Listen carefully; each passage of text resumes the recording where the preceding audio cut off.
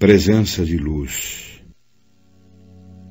Se puseres amor no tempo que Deus te reserva, nunca te sentirás sob o domínio do tédio ou do desânimo, porque as tuas horas se converterão em prazer te servir.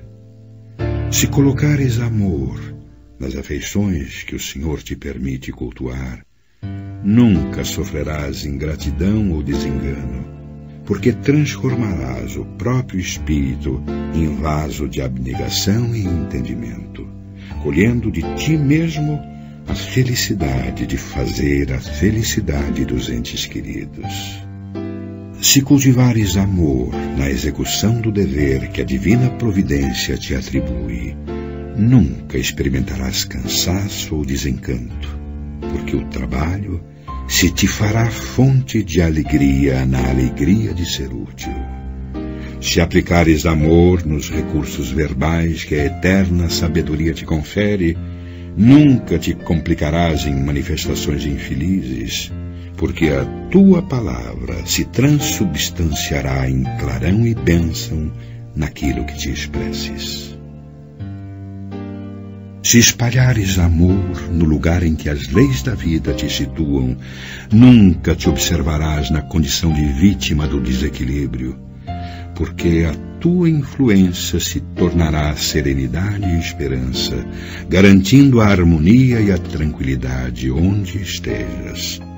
Se conservares o amor no coração, obra divina do universo, nunca te perderás na sombra, porque terás convertido a própria alma em presença de luz.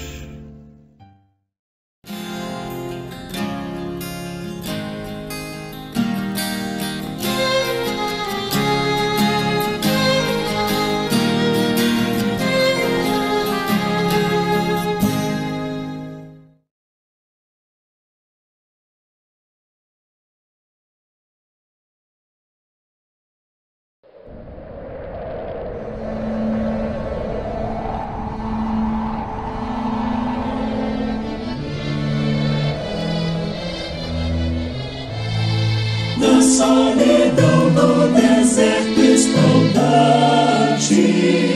um peregrino caminha em treva densa. É Paulo em pranto, a luz da nova crença. Seus olhos tristes desvão, sembrando o véu, em vão procura a luz do céu. A visão da estrada deserta, seu coração se inflamou de novo alento. Segue o caminho orando, rumo a Damasco em busca de abrigo, e com ternura esperando, vem ao seu encontro amigo. Afago de amor e perdão, de Ananias iluminada.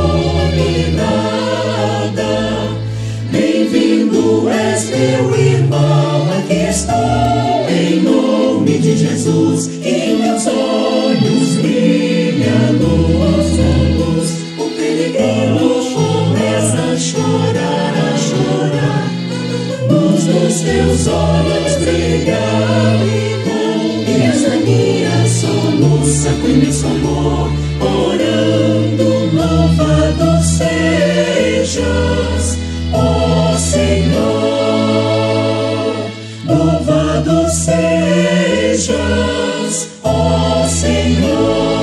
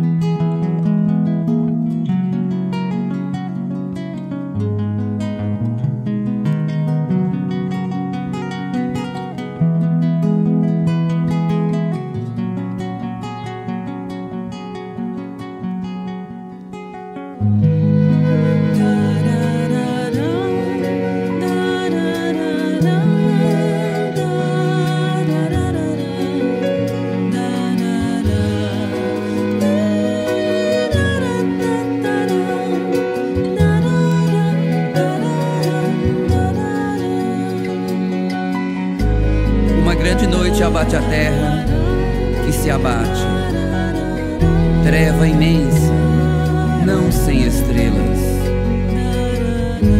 Passados milênios, um abrasamento diz no horizonte, clareando a esperança, prenúncio milenar do amanhecer.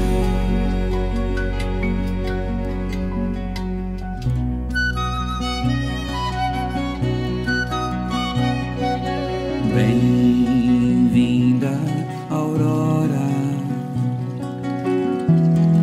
A terra sofreu noites convulsivas, verteu lágrimas, rangeu dentes, majestou-se, majestou-se. No parto regenerativo deu-se a luz na remissão.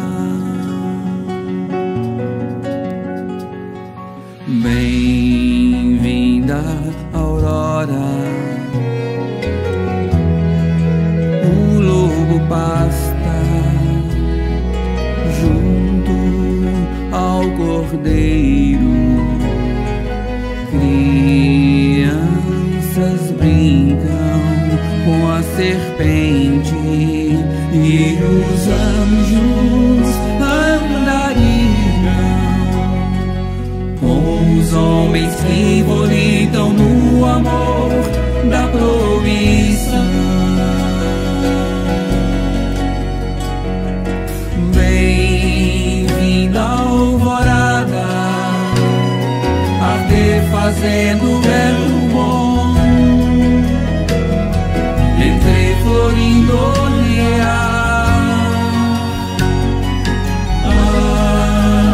A aliança homem-deus já não é só arco-íris, é comunhão.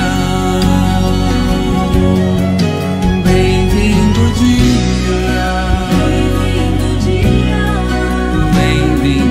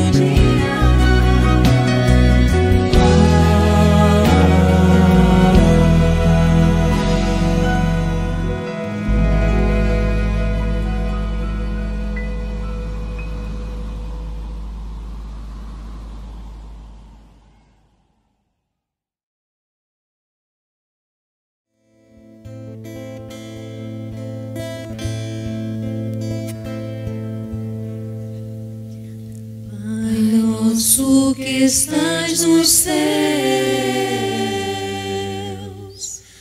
ouve nossas orações. Venha a nós o reino teu, Senhor, pois é grande esse teu amor, pra melhor te servir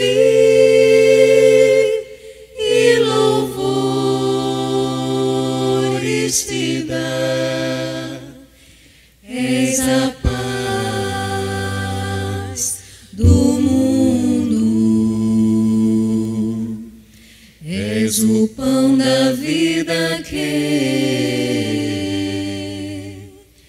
alimenta multidões. Tu perdoas a quem perdoar, tu recebes a quem te buscar. Não permitas que o mal nos domine, Senhor. Fique aqui conosco.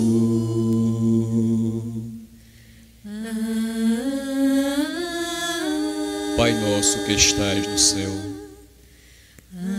santificado seja o vosso nome. Venha a nós o vosso reino.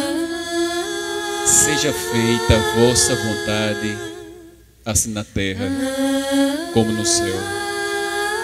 O pão nosso de cada dia nos dai hoje. Perdoai as nossas ofensas, assim como nós perdoamos a quem nos tem ofendido.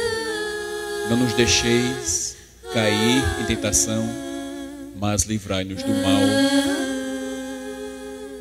Amém.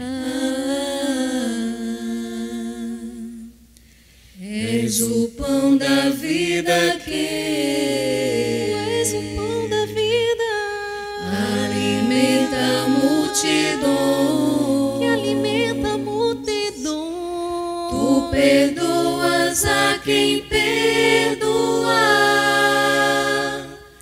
tu recebes a quem te buscar. Não permitas que o mal nos domine, Senhor. Fique aqui conosco. Fique aqui conosco. Que assim seja. Muito obrigada.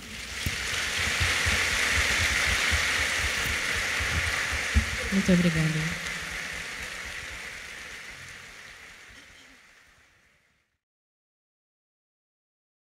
Pão Nosso, ditado pelo Espírito Emmanuel. Psicografia de Francisco Cândido Xavier. Ceifeiros. Então disse aos seus discípulos: a seara é realmente grande, mas poucos os ceifeiros. Mateus 9:37. O ensinamento aqui não se refere à colheita espiritual dos grandes períodos de renovação no tempo, mas sim à seara de consolações que o Evangelho envolve em si mesmo. Naquela hora permanecia em torno do Mestre a turba de corações desalentados e errantes que, segundo a narrativa de Mateus, se assemelhava a rebanho sem pastor. Eram fisionomias acabrunhadas e olhos súplices em penoso abatimento. Foi então que Jesus ergueu o símbolo da seara realmente grande, ladeada, porém, de raros ceifeiros. É que o Evangelho permanece no mundo por bendita messe celestial destinada a enriquecer o espírito humano. Entretanto, a percentagem de criaturas dispostas ao trabalho da ceifa é muito reduzida. A maioria aguarda o trigo beneficiado ou o pão completo para alimentação própria. Raríssimos são aqueles que enfrentam os temporais, o rigor do trabalho e as perigosas surpresas que o esforço de colher reclama do trabalhador devotado e fiel. Em razão disto, a multidão dos desesperados e desiludidos continua passando no mundo em fileira crescente através dos séculos. Os abnegados operários do Cristo prosseguem onerados em virtude de tantos famintos que cercam a seara, sem a precisa coragem de buscarem por si o alimento da vida eterna. E esse quadro persistirá na terra até que os bons consumidores aprendam a ser também bons ceifeiros. Emmanuel.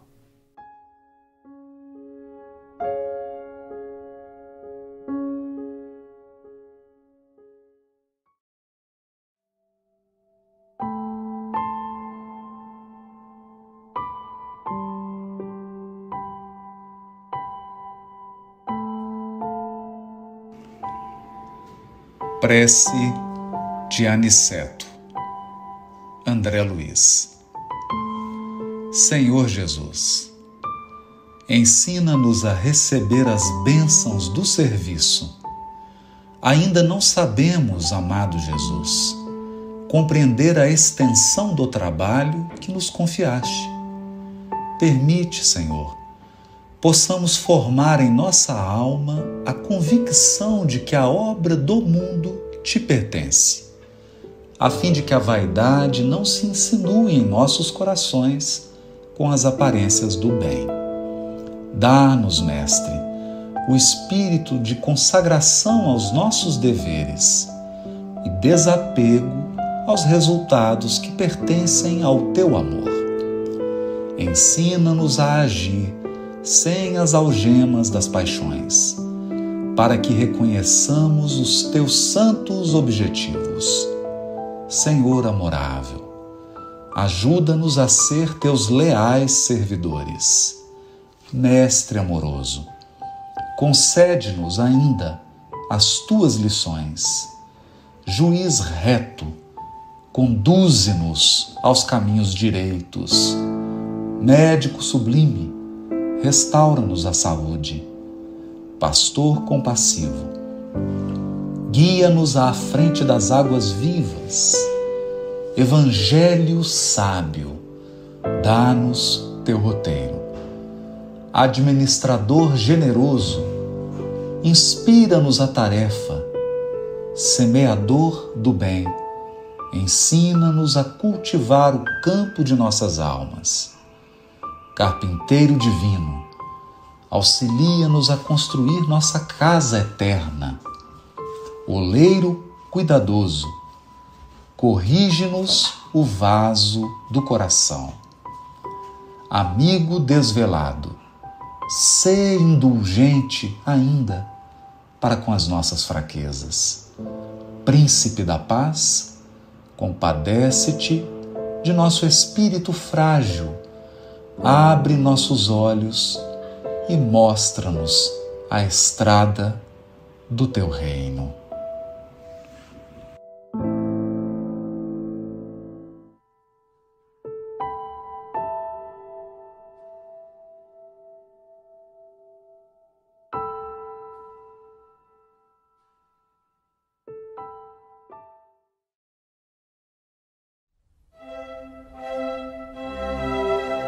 Estudando o Livro dos Espíritos com Allan Kardec. Boa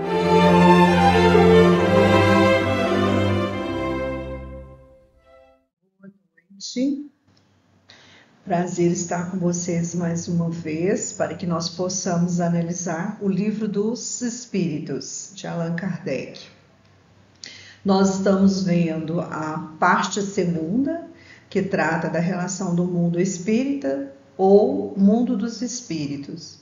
O capítulo é o capítulo 6 da vida espírita e a temática é sobre percepções, sensações e sofrimento dos espíritos.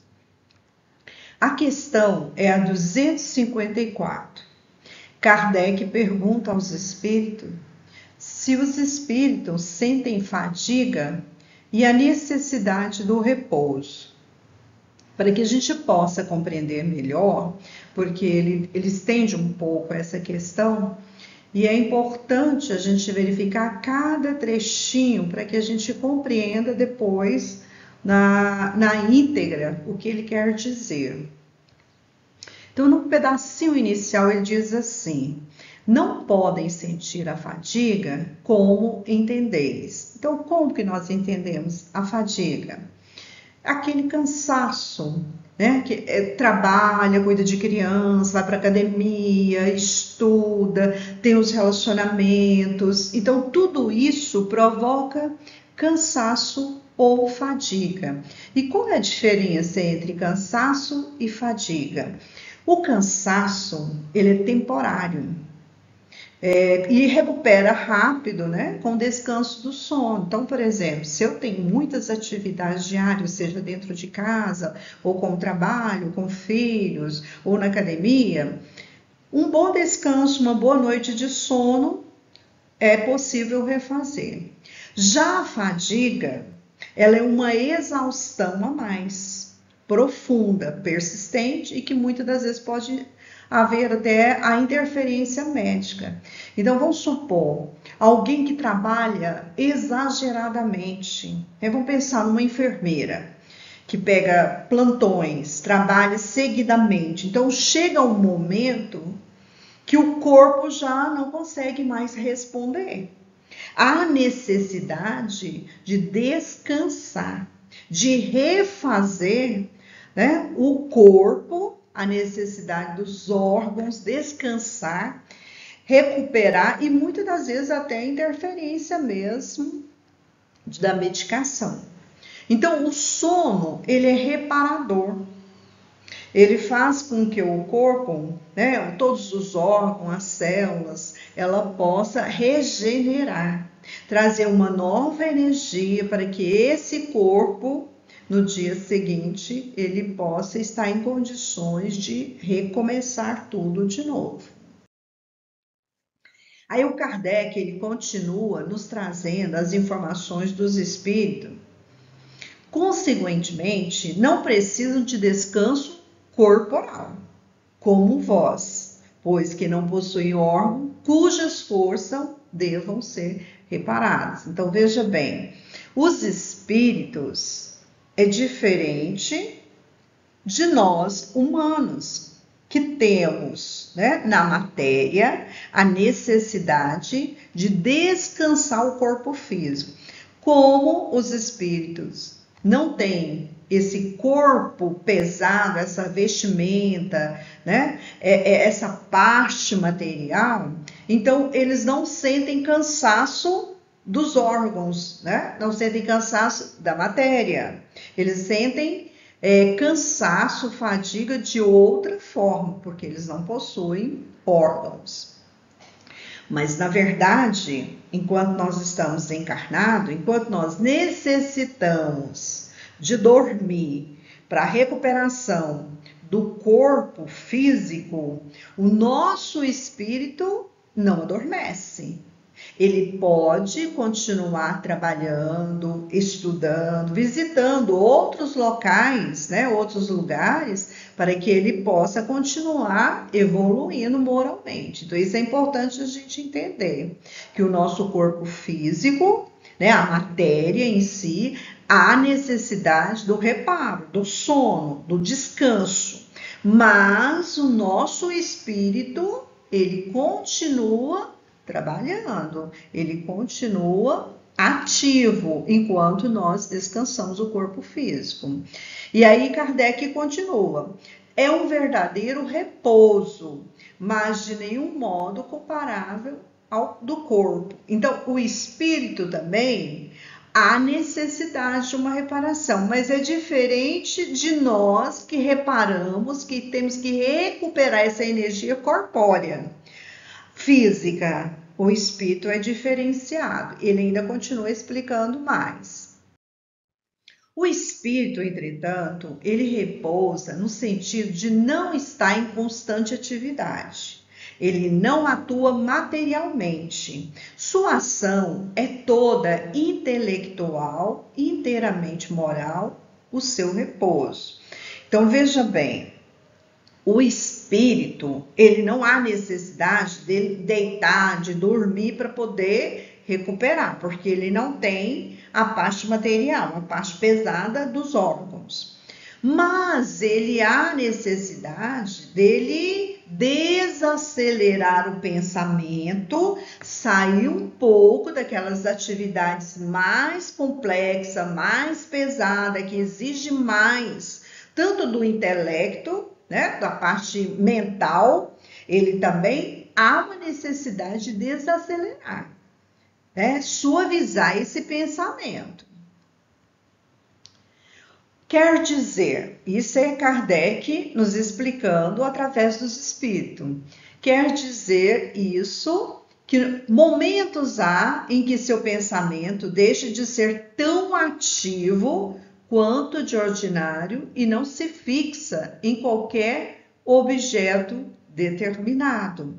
Ou seja, há momentos em que o espírito ele atua, né, em vários momentos, em várias ações, ajuda, auxilia, trabalha, faz várias atividades ao mesmo tempo. Então, chega um momento em que ele precisa acalmar a mente, não se ocupar tanto de atividades de auxílio, ou mesmo de atividades que necessita ali do pensamento estar totalmente trabalhando em relação àquela atividade. Então, ele vai desacelerar o pensamento, deixar a mente agir, continuar trabalhando, mas de uma forma amena. Deixar o pensamento se equilibrar, se refazer, para que ele possa continuar nas atividades, né?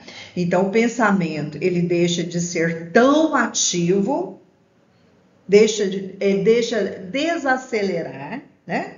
Ele deixa mais tranquilo, mais sereno, ele não fixa no objeto, né? Ou seja, o repouso dele é intelectual, é um repouso moral. A espécie de fadiga que os espíritos são suscetíveis de sentir guarda relação com a inferioridade deles. Quanto mais elevado, seja tanto menos, precisarão de repousar. Então, os espíritos explicam a Kardec que essa fadiga, essa exaustão, essa necessidade do reparo vai depender da elevação espiritual de cada um. Ou seja, existe uma variação conforme o grau de elevação.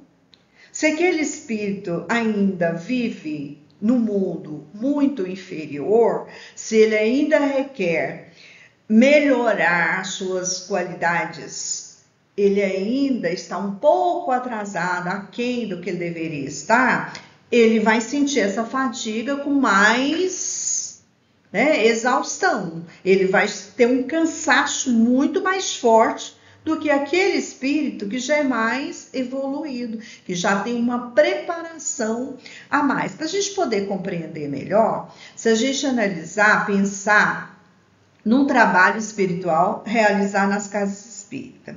Muitas das vezes, o espírito que a gente recebe, ele vem fatigado, ele vem cansado, ele exausto de tanto andar, de caminhar, em busca de alimento, em busca, às vezes, de repouso para poder descansar. Então, ele, mesmo no processo ainda de reconhecimento, que já desencarnou, ele ainda sente aquele cansaço físico ainda, apesar de não ter mais os órgãos, né? Não ter mais essa vestimenta corporal, ele ainda traz aquela sensação. É como se ele sentisse ainda os órgãos trabalhando, a necessidade do repouso, do descanso. Então, ele guarda ainda na memória essa fadiga, esse cansaço, que na verdade seria moral, um cansaço moral, mas ele ainda não sabe distinguir isso ainda, ele ainda carrega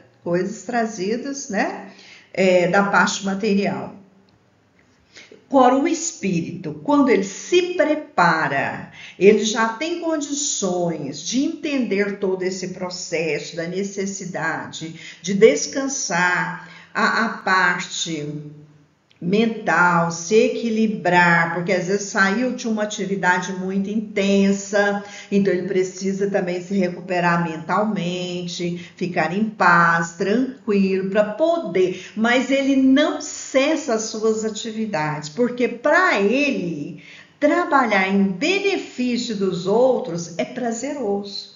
E essa atividade em que ele ajuda, que ele consegue fazer com que os irmãos consigam evoluir, traz uma satisfação.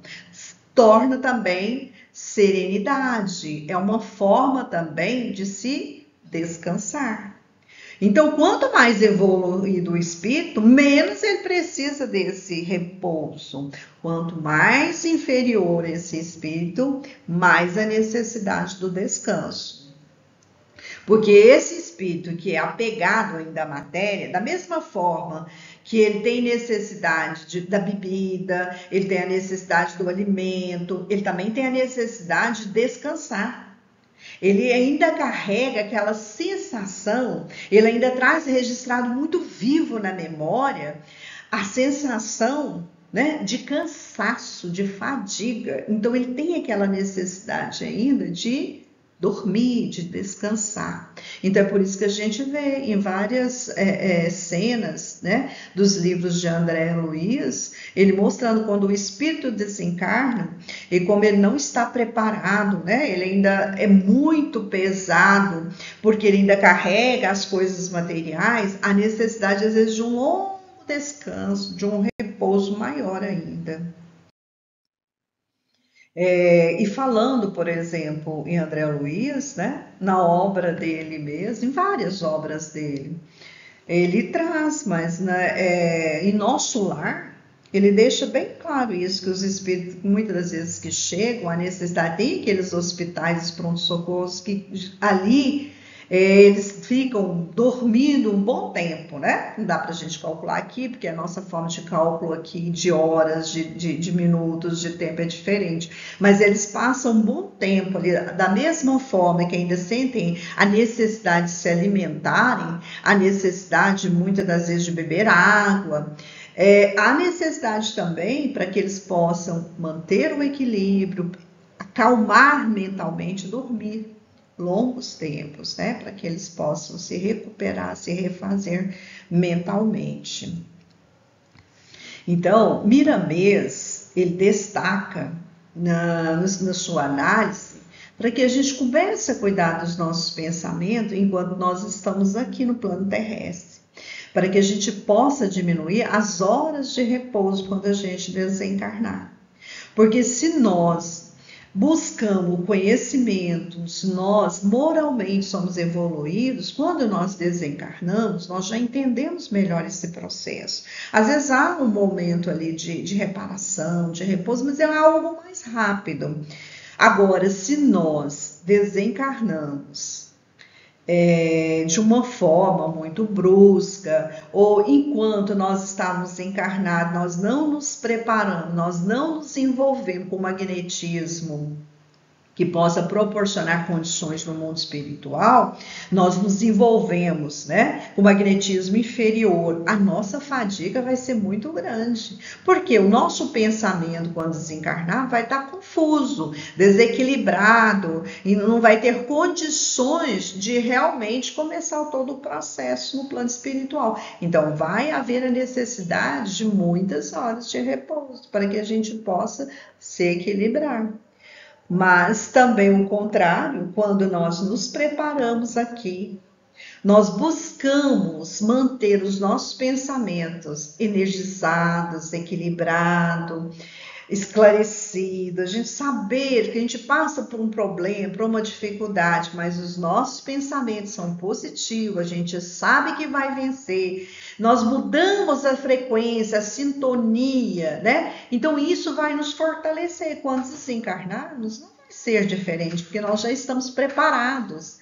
E mesmo aqui, quando encarnado, diante das situações, nós sabíamos resolver com tranquilidade, com serenidade, buscar as soluções, ou muitas das vezes nos fortalecíamos para vencer as batalhas diárias da vida. Então, ao desencarnar, o processo vai ser o mesmo. Então, nós vamos precisar de pouco repouso. Então, respondendo a essa pergunta, né, que Kardec fez ao Espírito, o que a gente pode guardar? Para nós, né, que ainda necessitamos desenvolver, melhorar, não só intelectualmente, mas espiritualmente, moralmente, esse descanso para essa fadiga é realmente o sono reparador, para que a gente possa recuperar, né, a nossa tranquilidade, a nossa mente, energizar, para que a gente consiga seguir em frente. Agora, já para os espíritos, quanto mais evoluídos, a necessidade do descanso, do repouso é mínimo, porque para eles o descanso está no serviço ao bem, em ajudar, em fazer com que os nossos irmãos consigam crescer, melhorar, sair daquela situação difícil. Então, quando eles estão ajudando os outros, ou mesmo o funcionamento do universo, ou quando eles estão se aprimorando, isso já é o descanso para ele. Então, as informações importantes que nós devemos guardar dessa questão. Espero que tenha provocado pelo menos algumas reflexões, né? E assim a gente poder continuar aprendendo cada vez mais. Eu agradeço muito a sua atenção, espero que as vibrações que aqui possam ser sempre positivas. Gratidão por tudo. Acompanhe agora mais um tema doutrinário do Evangelho de Jesus.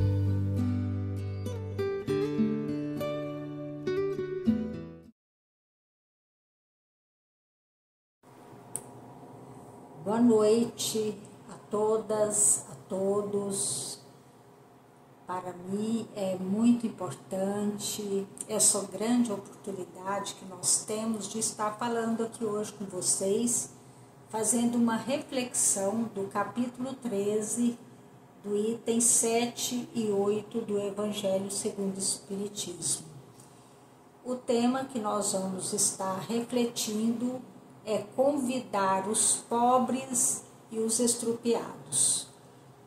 Este tema, então, ele nos remete a um significado, claro, todos nós conhecemos, mas pobre são aqueles que não têm o necessário à sua subsistência ou que possuem são inferiores à sua condição social. E os estrupiados são os mutilados, os que têm alguma deficiência e muitas vezes são os excluídos. Então, neste item 7 do capítulo 13, Jesus vem experimentar e testar a nossa capacidade de praticar a humildade através de um convite aos pobres e aos estropiados. Então, é bom a gente lembrar que Jesus, quando passou por aqui, quando passou pela terra, ele tinha uma maneira simples de estar comunicando aos povos da época. Então, ele falava por parábolas. Então, esse tema então traz essa prática da humildade e é um convite que Jesus faz para nós, que chamar para um jantar em nossa casa ou para estarmos junto conosco os pobres e os estropiados. Ao contrário da humanidade, defrontamos com os vaidosos, os pretensiosos e os orgulhosos. Então é bom reunir parentes, amigos, vizinhos, reuniões festivas, jantares e almoço, e Jesus não poderia pedir que esses convidados fossem substituídos pelos mendigos de rua. Não era esse o significado que Jesus trazia, mas ele falava, a mensagem de Jesus reafirma que tudo aquilo que fazemos aos outros, que não devemos esperar nada em troca, ou não devemos esperar a retribuição. Porque muitas vezes aquilo que nós fazemos, a gente fica depois cobrando. Ou seja, se você chama alguém para vir para a sua casa, convida para um café, para uma janta, para uma refeição, a maioria das pessoas convida pensando que ele vai ser retribuído depois. Então, essa mensagem de Jesus, ele traz esse significado, que tudo que fazemos, não devemos pedirmos nada em troca, esperar nada em troca, porque senão você não está fazendo alguma coisa de coração, você está fazendo alguma coisa em sinal de troca. Então, lembrar sempre que a caridade, ela deve começar na família consanguínea, que não se reuniu, que nós não reunimos aqui por acaso. É claro que Jesus fala convidar os pobres e estrupiados, nesse sentido da humildade, da caridade, da gente estar fazendo algo que vem trazer ajuda a todos os nossos irmãos. Então, convidar os pobres e estrupiados extrapola a interpretação literal para abordarmos a questão da desigualdade e a inclusão social e a justiça que todos nós devemos praticar. Então, não é apenas um ato de caridade individual. Os ensinamentos bíblicos é transformado em um chamado para a ação coletiva e a mudança social como um todo. Então, quando nós chamamos todos para uma ação coletiva, o que nós vamos estar fazendo? Nós vamos estar convidando todas as pessoas a fazerem parte e a ter o direito de serem ouvidos, de poderem se manifestar e de poder falar aquilo que realmente cada um está precisando, e que nós, que podemos ajudar um pouco mais, tenhamos a caridade de fazer, de estar ajudando então a cada irmão. Então, não é apenas um ato de caridade individual que devemos estar fazendo. Pode fazer? Devemos. Mas essa caridade individual, então os ensinamentos diz que nós devemos transformar esse chamado para um chamado coletivo. E porque assim nós estaremos contribuindo com a mudança social em que todos devem ter o direito. A caridade paternalista é aquela que apenas alivia a pobreza momentaneamente, sem modificar as estruturas daquelas que o levam a esta condição. Então, nós podemos fazer a caridade paternalista de imediato, sim. Só que nós temos que ter a clareza que essa ajuda, que essa contribuição paternalista, ela é de momento. Ou seja, damos uma cesta básica hoje, amanhã as pessoas vão ficar sem. Damos um alimento hoje e amanhã, como será a vida dessa pessoa? Então, podemos fazer isso e devemos, não é tirar essa ajuda momentânea, mas nós precisamos de ter aquele significado, aquela contribuição permanente. Nós conseguimos fazer isso permanentemente? Não. Mas para isso nós temos outros meios de ajudar a cobrar as políticas públicas que todos têm direito, a escola pública, a saúde pública. Então, para que todos tenham as mesmas oportunidades. Muitas vezes a esmola pode reforçar a hierarquia e até a dependência em vez de promover a autonomia e dignidade dos marginalizados. Então, é outro caso. A esmola, a caridade paternalista ou a esmola, ela pode tornar uma certa dependência. Não é que vamos deixar de fazer. Devemos fazer, mas devemos fazer aquela que vai ter o aspecto duradouro, aquela que vai promover a autonomia e a dignidade dos marginalizados. A caridade individual, ela é útil, mas ela não é o suficiente.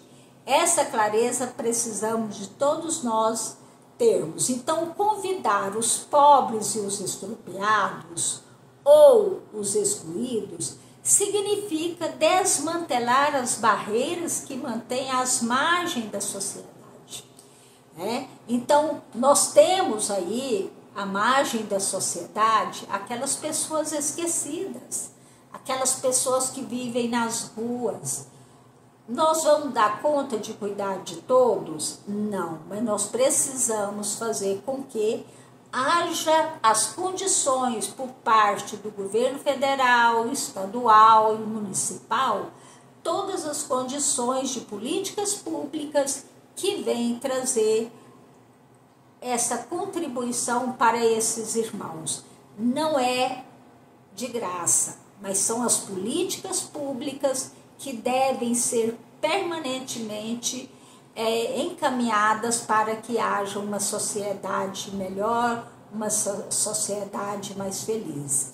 E lembra Allan Kardec que a palavra banquete, que já vai para o item 8 do Evangelho, ele diz o seguinte, que a palavra banquete pode significar ainda a participação da abundância que desfrutamos. Então, se nós temos as condições de ter uma abundância, de ter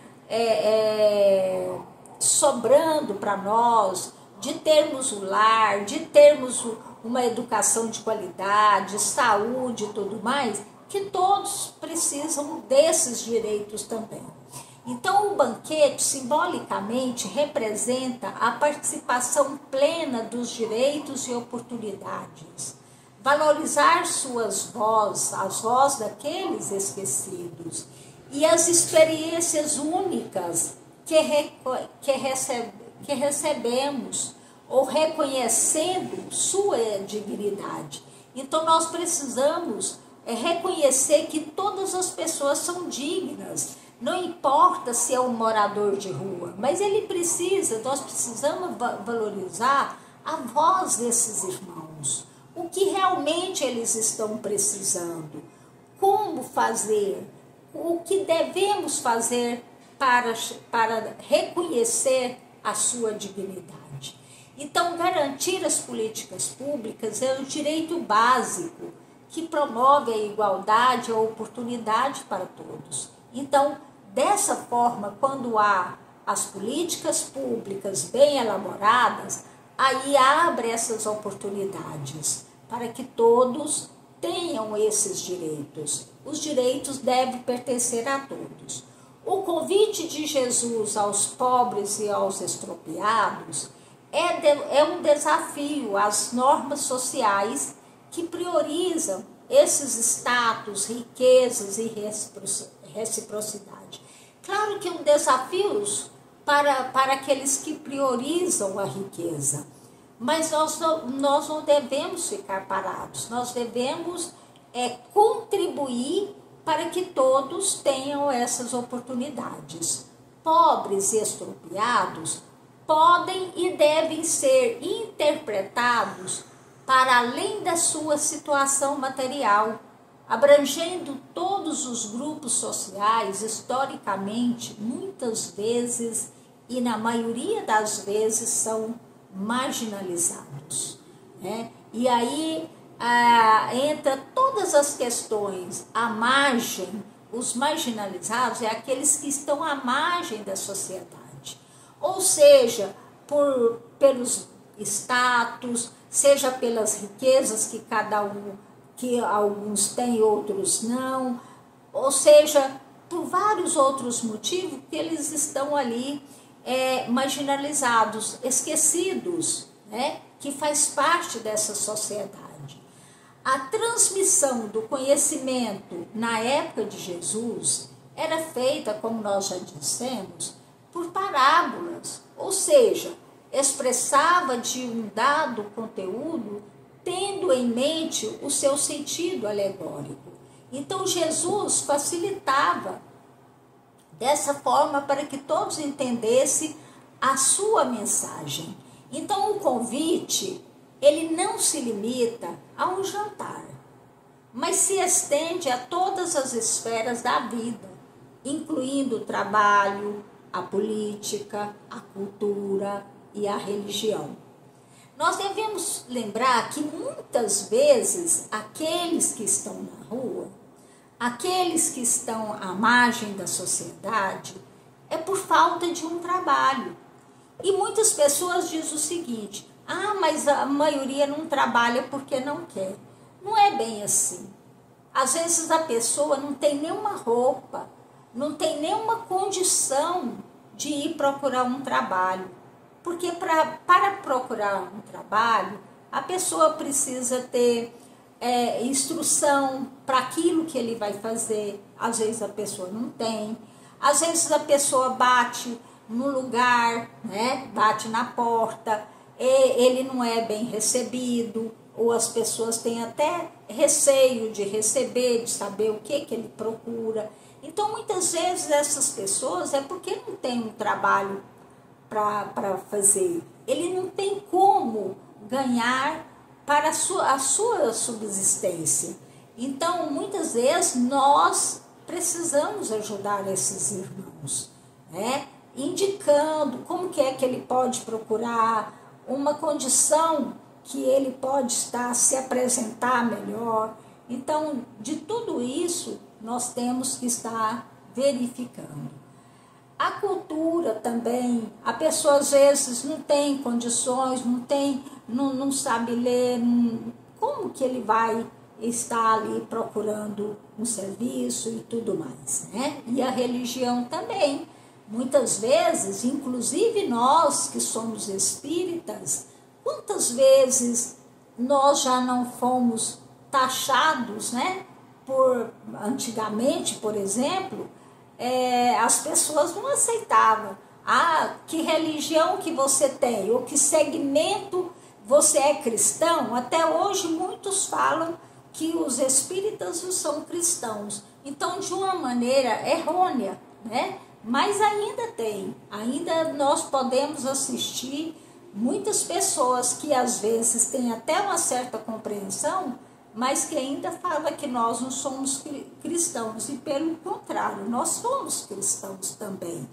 Mas às vezes aqueles que não são, mas que têm um segmento, que são pessoas boas, eles estão fazendo ali, representando, ou estão fazendo aquilo que Jesus trouxe de ensinamento, né? Eu conheço pessoas que, vamos dizer, são ateus, não acreditam em Deus, não acreditam em Jesus.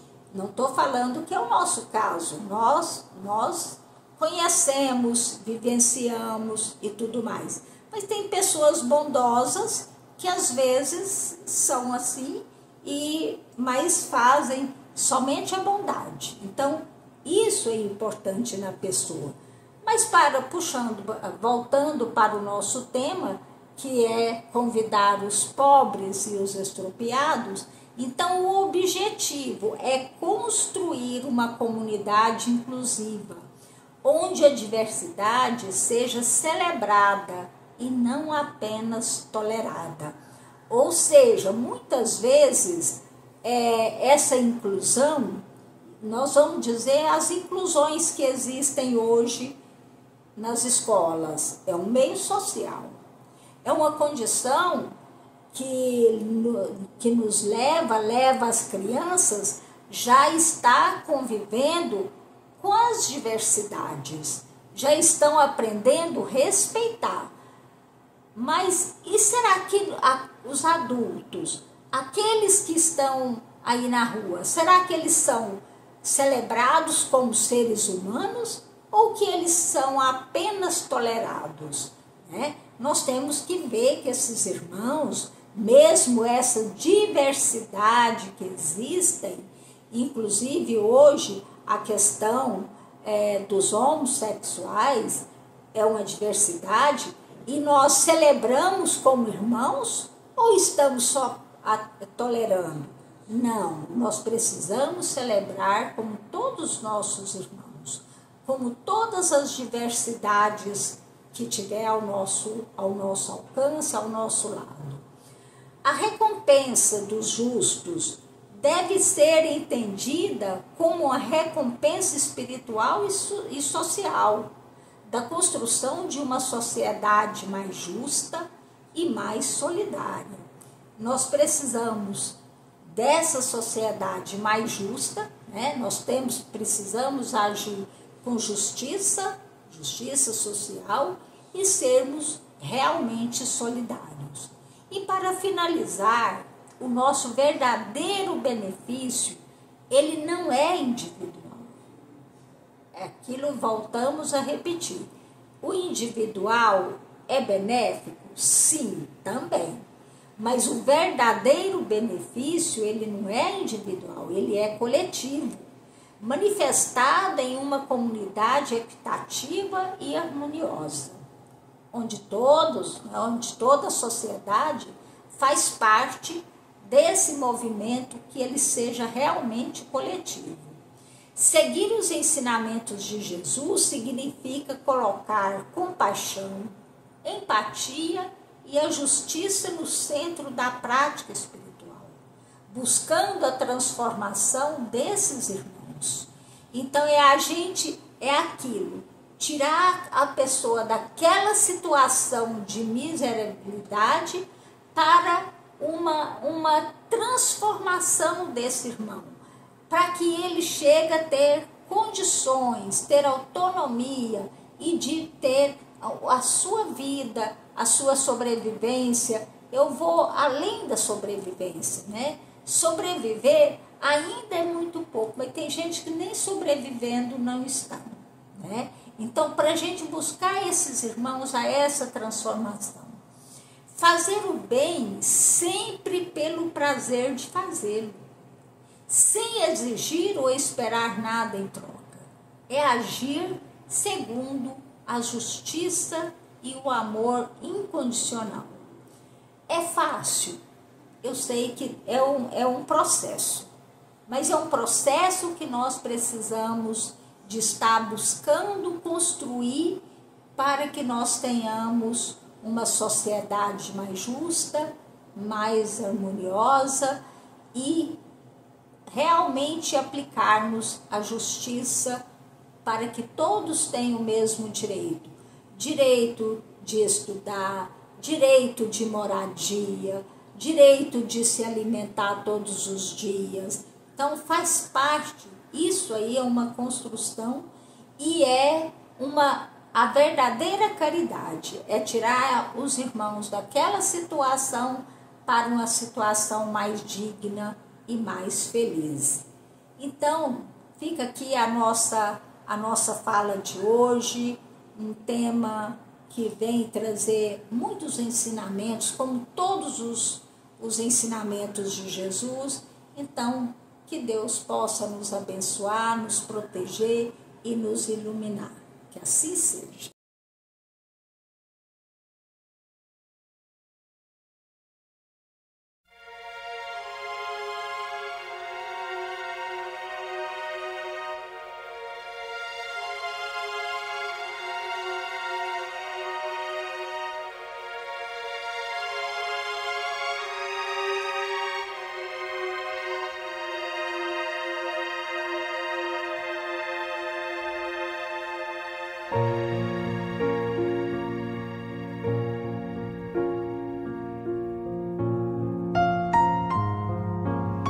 Queridos irmãos em Cristo, nesse momento de suave meditação, pedimos a presença de espíritos amigos para esse passe.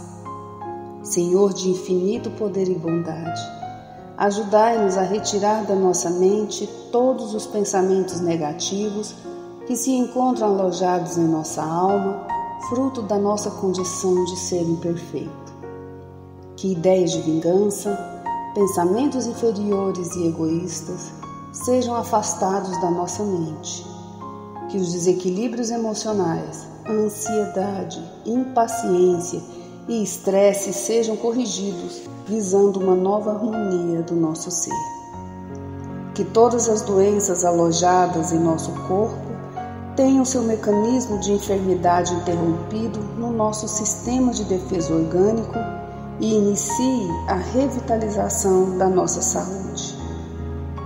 E assim, meu Pai Celestial, com suas bênçãos e as energias luminosas e curativas de seus missionários, possamos receber as melhores vibrações energéticas através deste passe e que essas vibrações venham em forma de ideias edificantes, de otimismo, alegria e nos fortaleça para o perdão, a paciência e a serenidade necessárias à resolução de nossos problemas e provações.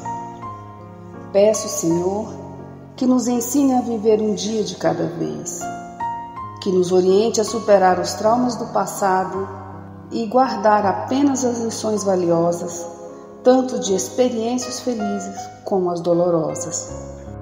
Também, Senhor, permita o cuidado necessário para controlarmos o medo diante do futuro que ainda está fora do nosso alcance.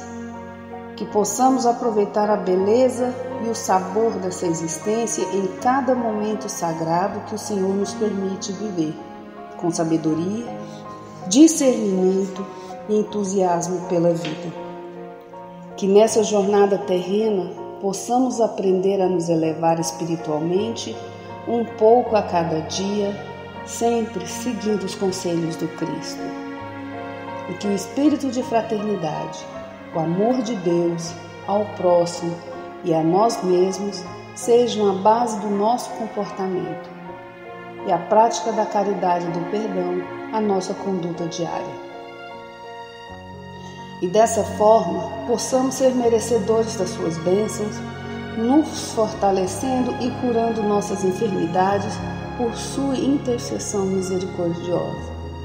Em nome de Jesus, agradecemos por tudo que recebemos até o dia de hoje, rogando mais uma vez a tua proteção, o teu amor e a tua paz.